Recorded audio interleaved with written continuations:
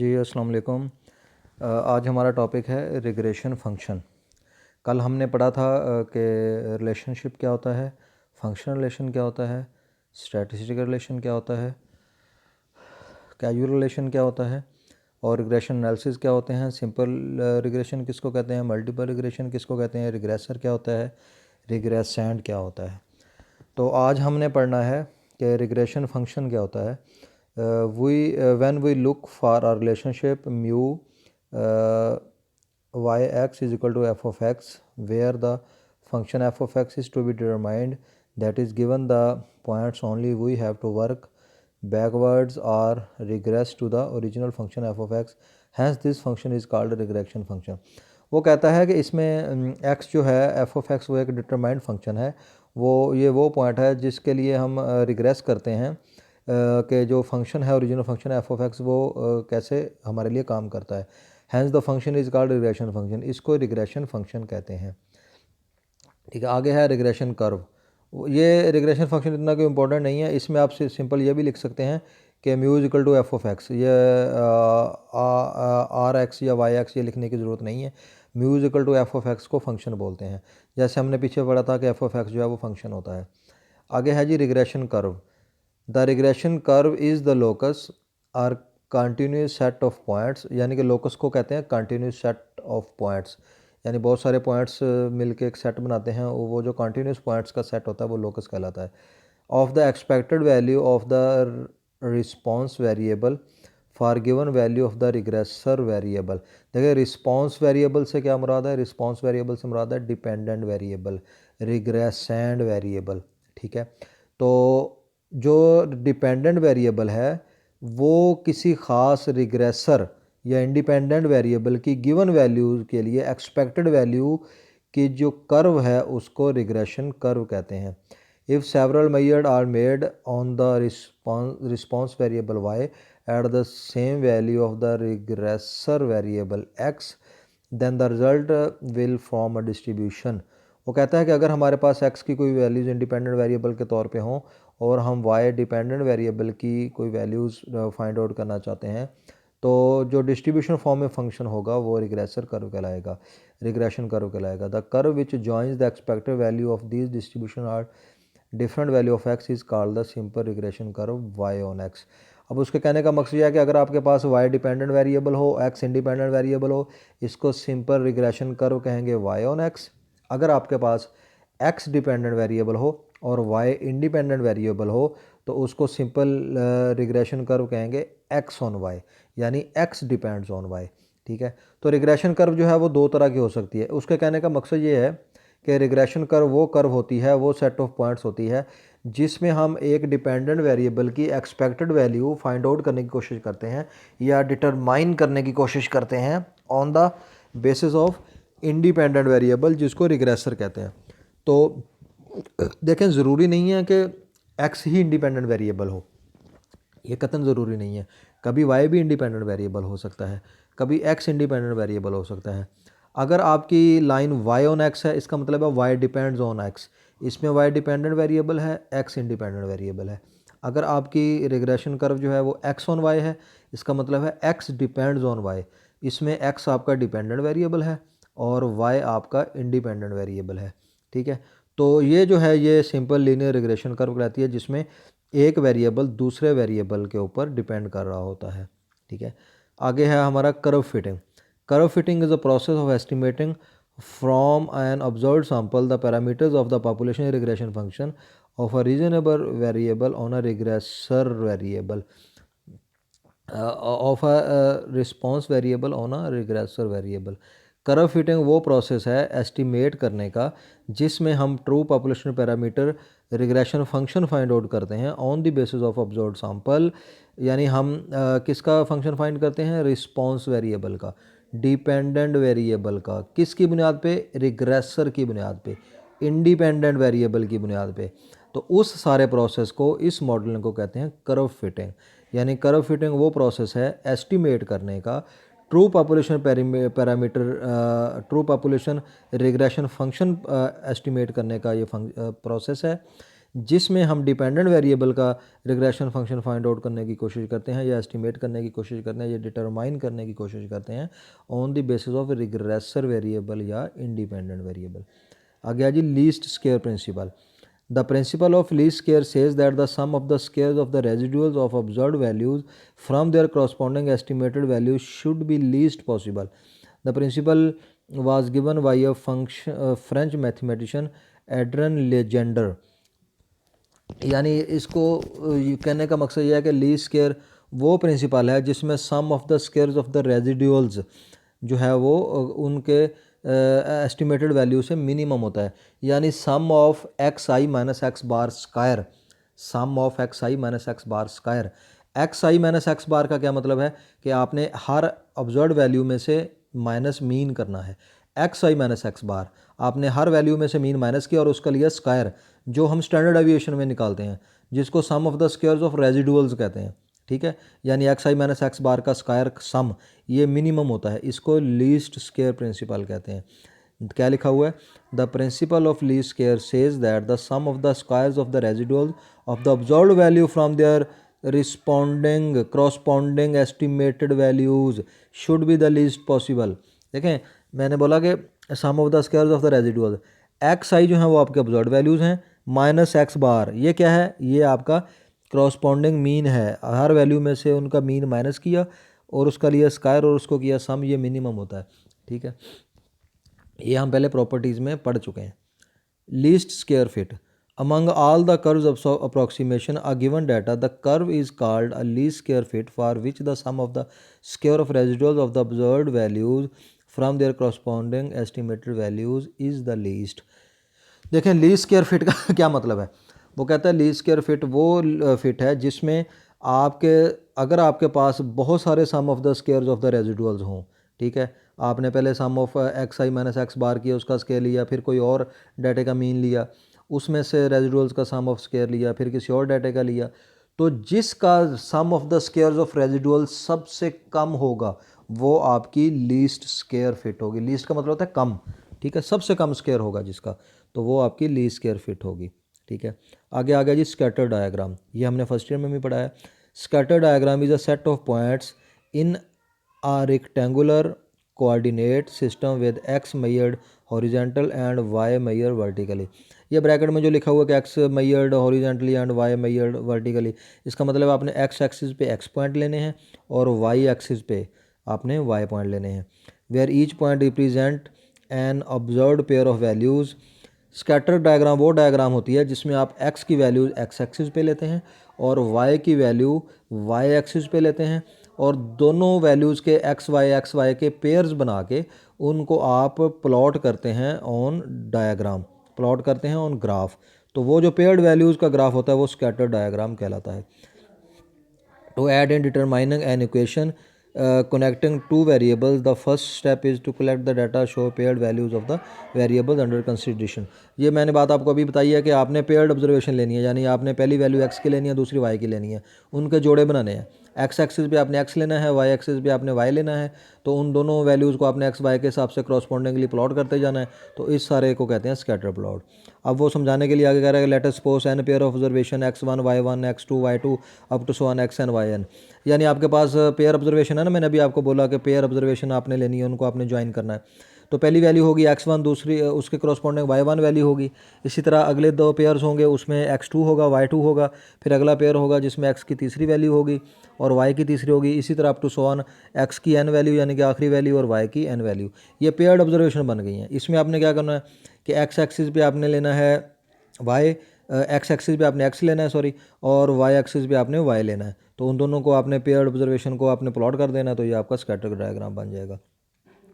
The next step in the investigation is to plot the data on a graph to get a scatter diagram. अगला step ये है कि आपने इन दोनों पेयर्स को आपने एक्स एक्सिस और वाई एक्सिस के हिसाब से ग्राफ पेपर पे प्लॉट कर देना है, तो ये आपका स्कैटर डायग्राम बनेगा। The choice of the regression curve to fit may be influenced by theory, by experience or simply by looking at the scatter diagram. ये आगे सारी बातें वो समझाने के लिए जो मैंने आपको अभी बता दी हैं। फॉर एग्जांपल सबसे आखिरी पैरा पढ़ लें। For example if the points on the scatter diagram tend to run from the lower side to the upper side. अच्छा, ये बात आगे आ जाएगी, ठीक है, इसको ये लिखा हुआ है। अब ये देखें, अब आपके पास ए बी सी डी ई और एफ, आपके पास चार जो हैं वो छः शेप्स हैं स्कैटर प्लॉट्स की। ठीक है, पहली जो ए है ये है डायरेक्ट लीनियर रिलेशनशिप। इसमें आपने देखा कि एक्स एक्सिस पे एक्स है और वाई एक्सिस पे वाई है, ए शेप की बात कर रहा हूँ। इसमें देखें आप एक्स और वाई दोनों जो हैं वो अपवर्ड जा रहे हैं, ऊपर की तरफ जा रहे हैं, और दोनों की डायरेक्शन भी सेम है। ठीक है, तो इस रिलेशनशिप को कहेंगे डायरेक्ट लीनियर रिलेशनशिप। ये जो नीचे सारे पैरे लिखे हैं स्कैटर डायग्राम के बाद, ये सारे ये छः शेप समझाने के लिए लिखे हुए हैं। ये इन्होंने आगे points A B C D E and F ये सारे आपको समझाने के लिए दिए हैं, जो मैं आपको अभी बता देता हूँ, आप बुक से पढ़ लीजिएगा। ए डायग्राम में है डायरेक्ट लीनियर रिलेशनशिप, इसमें एक्स और वाई दोनों बढ़ रहे हैं। ठीक है, आगे है आपका बी पॉइंट। बी पॉइंट में क्या है कि इन्वर्स लीनियर रिलेशनशिप है, इसमें इन्वर्स लीनियर रिलेशनशिप है। इसमें देखें आप एक्स अगर बढ़ रहा है तो वाई कम हो रहा है। ठीक है, इसमें एक वेरिएबल कम हो रहा है, एक वेरिएबल बढ़ रहा है, ये उलट रिलेशन है। इसके देखें आपकी शेप भी नीचे को बन रही है, यानी एक्स जो है वो एक्स की तरफ बढ़ रहा है, वाई जो है वो आहिस्ता आहिस्ता नीचे को कम होता जा रहा है। तो बी शेप है लीनियर इन्वर्स लीनियर रिलेशनशिप। तीसरी शेप है सी डायरेक्ट कर्वी लीनियर रिलेशनशिप। ये जो सी शेप है ये ए की तरह की है, ये डायरेक्ट रिलेशन है, ए में भी डायरेक्ट रिलेशन है, लेकिन ए में और सी में क्या फ़र्क है? ए में ये है कि लाइन सीधी जा रही है, दोनों के दरमियान डायरेक्ट लीनियर रिलेशनशिप है। सी पॉइंट में क्या है कि एक्स और वाई में डायरेक्ट कर्वी लीनियर रिलेशनशिप है, यानी ये कर्व की तरह ऊपर को बढ़ रहा है। ठीक है, जैसे शेप में ज़ाहिर है ये कर्व की तरह ऊपर को बढ़ रहा है। ए और सी शेप, मैं दोबारा बता रहा हूँ, ए और सी शेप दोनों में डायरेक्ट रिलेशन है, दोनों में सेम रिलेशन है, लेकिन ए में डायरेक्ट लीनियर रिलेशन है, सीधा रिलेशन है। ठीक है, शेप सीधी ऊपर को जा रही है, जबकि सी में कर्व की शक्ल में ऊपर को जा रही है, तो सी में कर्वी लीनियर रिलेशनशिप है। ठीक है, इसी तरह बी और डी दोनों सेम है, दोनों में इन्वर्स रिलेशन है, दोनों में इन्वर्स रिलेशन है। बी और डी दोनों शेप्स में इन्वर्स रिलेशन है एक्स और वाई के पेयर्स में। ये स्कैटर डायग्राम की बातें हो रही हैं, छः की छः जो शेप्स बनी हुई हैं ये स्कैटर डायग्राम की हैं, उनकी आगे तफसील बता रहा हूँ, गौर से देखें। बी और डी जो है ये दोनों रिलेशन जो हैं ये इन्वर्स रिलेशन है। बी में क्या है कि इन्वर्स रिलेशन है, डाउनवर्ड नीचे आ रहा है, सीधा और लीनियर है, इन्वर्स है, लीनियर रिलेशन है। जबकि डी में क्या है, इन्वर्स रिलेशन है लेकिन कर्वी लीनियर है, इन्वर्स रिलेशन है लेकिन कर्वी लीनियर है। ठीक है, अब यानी आप ये समझ लें कि ए और सी दोनों में डायरेक्ट रिलेशन है, एक में लीनियर है ऊपर वाले में, नीचे वाले में कर्वी लीनियर है। सी बी और डी में दोनों में इन्वर्स रिलेशन है, एक में इन्वर्स लीनियर रिलेशन है, एक में इन्वर्स कर्वी लीनियर रिलेशन है। अच्छा, अब आ जाए पांचवी शेप पे, ई ई नो एपरेंट रिलेशनशिप, इसमें कोई रिलेशन नहीं है, यानी वाई भी अपनी जगह पे खड़ा है, एक्स भी अपनी जगह पे खड़ा है, एक्स बेशक बढ़ रहा है लेकिन वाई की वैल्यू पे कोई फ़र्क नहीं पड़ रहा। इसी तरह ये रिलेशन अगर आप एक्स से ऊपर वाई को ले जाएं तो उसमें ये होगा कि एक्स आपका उसी जगह पे खड़ा है और वाई आपका बढ़ रहा है, यानी किसी एक वेरिएबल के बढ़ने या कम होने से दूसरे वेरिएबल पे फ़र्क नहीं पड़ रहा। तो ये ई जो है ये नो रिलेशनशिप को शो कर रहा है। ठीक है, इसमें कोई रिलेशन नहीं है दोनों वेरिएबल एक्स और वाई के दरमियान, यानी अगर एक एक्स बढ़ भी रहा है तो वाई को एक्स के बढ़ने या कम होने से कोई फ़र्क नहीं पड़ रहा, वाई अपनी जगह पे स्टिल है। आगे है आपका एफ़, इसमें आप देख लें direct linear relationship with wider scatter than A. इसमें क्या है कि इसमें भी डायरेक्ट लीनियर रिलेशनशिप है। अगर आप गौर से देखें ए और एफ़ को, पहली और आखिरी शेप को गौर से देखें, दोनों एक जैसी हैं, लेकिन दोनों में फ़र्क क्या है कि इसमें ज़रा वाइडर स्कैटरनेस है, ए की वैल्यूज़ आपस में थोड़ी थोड़ी नज़दीक हैं, जबकि एफ़ की वैल्यूज़ आपस में दूर फैली हुई हैं, इसको वाइडर रिलेशनशिप कहते हैं। बस आपने इतना ही इनको देखना है। तो अगला है आपका सिंपल लीनियर रिग्रेशन। अब यहाँ से हमारा असल टॉपिक शुरू हो रहा है कि जो हमने सिंपल लीनियर रिग्रेशन और कोरिलेशन पढ़ना था, पीछे से डेफिनेशन जो है वो याद करने के लिए हैं। अभी आप देखें कि सिंपल लीनियर रिग्रेशन क्या होता है। देखिए, रिग्रेशन का मैं आपको पहले बता चुका हूँ, दोबारा दोहरा देता हूँ कि ये वो रिलेशनशिप है दो वेरिएबल्स के दरमियान जिनमें एक डिपेंडेंट वेरिएबल होता है, एक इंडिपेंडेंट वेरिएबल होता है। अगर वाई डिपेंडेंट हो, एक्स इंडिपेंडेंट हो, हम उस लाइन को कहेंगे वाई ऑन एक्स लाइन, यानी Y depends on X line. अगर आपका एक्स डिपेंडेंट वेरिएबल है और वाई इंडिपेंडेंट वेरिएबल है तो हम इस लाइन को कहेंगे एक्स ऑन वाई लाइन, यानी X depends on Y line. इसमें एक्स आपका डिपेंडेंट होगा और वाई इंडिपेंडेंट वेरिएबल होगा। लेकिन आमतौर पे ज़्यादातर प्रैक्टिस में, फर्स्ट ईयर में, सेकंड ईयर में ज़्यादातर प्रैक्टिस में एक्स इंडिपेंडेंट वेरिएबल लिया जाता है और वाई डिपेंडेंट लिया जाता है, लेकिन ये उलट भी हो सकता है, इसमें आपने परेशान नहीं होना। ठीक है, तो पढ़ लेते हैं कि सिंपल लीनियर रिग्रेशन क्या होता है।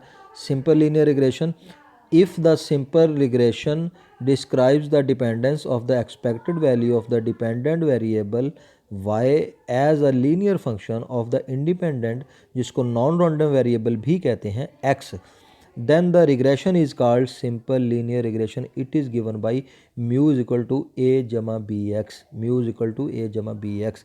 इसमें mu जो है वो y वेरिएबल के तौर पे यूज़ हुआ है, a जो है वो इंटरसेप्ट है, b जो है वो स्लोप ऑफ द लाइन है, x जो है वो इंडिपेंडेंट वेरिएबल है। ठीक है, तो दोबारा पढ़ लें, थोड़ा मैं समझा देता हूँ। If the simple linear regression determine the dependence of the expected value of the dependent variable, यानी सिंपल लीनियर रिग्रेशन वो रिग्रेशन होती है, ये वो चीज़ डिस्क्राइब करती है हमें, ये हमें डिपेंडेंस डिस्क्राइब करती है कि expected value of the dependent variable जो है वो डिपेंड कर रही होती है एक इंडिपेंडेंट वेरिएबल पे, जिसको कि एक्स का नाम दिया है और डिपेंडेंट वेरिएबल को उसने वाई का नाम दिया है।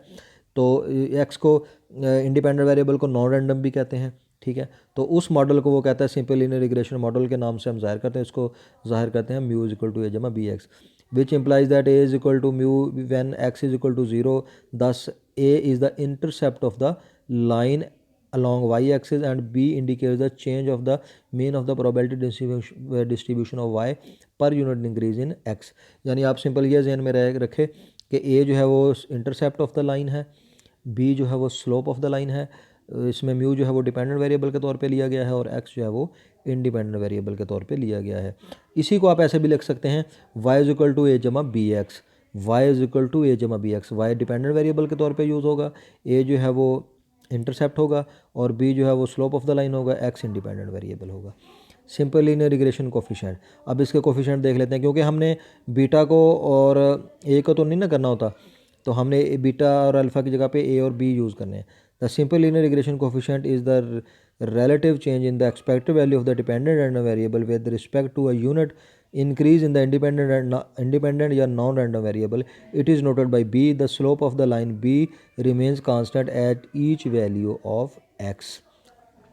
वो कहता है सिंपल इंटीग्रेशन कोफिशिएंट में जो b है वो स्लोप ऑफ द लाइन कहलाता है, जो a है वो इंटरसेप्ट ऑफ द लाइन कहलाता है। अगर आप x की कोई वैल्यू 0 भी पुट कर दें तो वो बीटा के साथ ज़रूर खा के 0 हो जाएगा, तो फिर भी इंटरसेप्ट मौजूद रहेगा।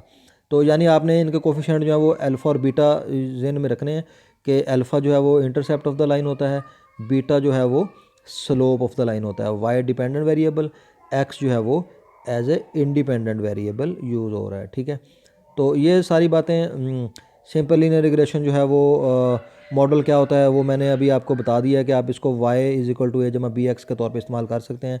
An example of regression model, ये पढ़ने की ज़रूरत नहीं है, ये बातें मैंने आपको बता दी हैं वैसे। ठीक है, तो सिंपल लीनियर रिग्रेशन मॉडल जो है वो आप सिंपल ये लिख सकते हैं कि ये जो होता है ये बराबर होता है y इज़ इक्वल टू ए जमा बी एक्स जमा epsilon, y is equal to ए जमा बी एक्स जमा एप्सिलॉन। ये जो लिखा हुआ है ये model where x is equal to determine the value of the non-random variable, independent variable, yi associated with xi the random variable with mean mu, यानी y जो है वो डिपेंडेंट वेरिएबल है, अल्फ़ा जो है वो intercept y intercept regression line है, beta जो है वो स्लोप ऑफ द लाइन है, e जो है वो एरर टर्म है। तो ये जो सारा पेज है ये पढ़ने की ज़रूरत नहीं है, जब मैंने आपको समझा दिया 14.5 टॉपिक 14.5.1, इसमें सिर्फ आपने ये ज़हन में रखना है कि मॉडल जो सिंपल लीनियर रिग्रेशन मॉडल होता है वो क्या होता है। वो होता है y इज़ इक्वल टू ए जमा बी एक्स जमा एप्सिलॉन, y जिसमें डिपेंडेंट वेरिएबल है, अल्फ़ा जो है वो इंटरसेप्ट ऑफ द लाइन है, बीटा जो है वो स्लोप ऑफ द लाइन है, x जो है वो इंडिपेंडेंट वेरिएबल है, ei जो है वो एरर टर्म है। ठीक है, अगला टॉपिक है 14.5.3 the simple linear regression model, ये इंशाल्लाह हम कल पढ़ेंगे जहाँ से हमारा सही मॉडल शुरू हो रहा है। ठीक है, तो ये आपने पीछे सारा याद करना है। ठीक है जी, अल्लाह हाफिज़।